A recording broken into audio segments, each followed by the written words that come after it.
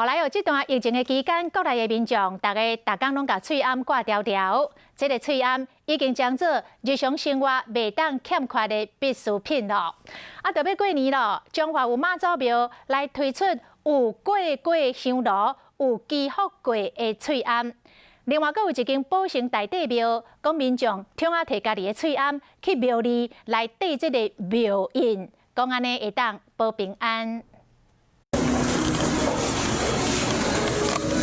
庙方的人员用一个盘仔顶面放一个喙罨伫过炉，这是中华鹿港一间妈祖庙。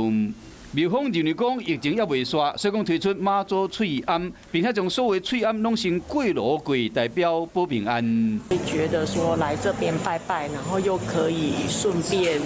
保平安、戴口罩的话，我觉得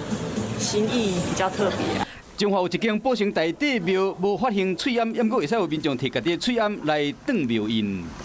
钢印啊，就是平安符的，然后口罩啊，现在防疫大家都要戴好它，然后这个又保身，所以有双重的好处。喙罨当庙印，同款有保平安的用意。信众讲参拜时，摕庙印当伫这个喙罨顶，再搁挂这个喙罨，就敢若是有生命的祝福，这嘛算是一种心灵上的安慰。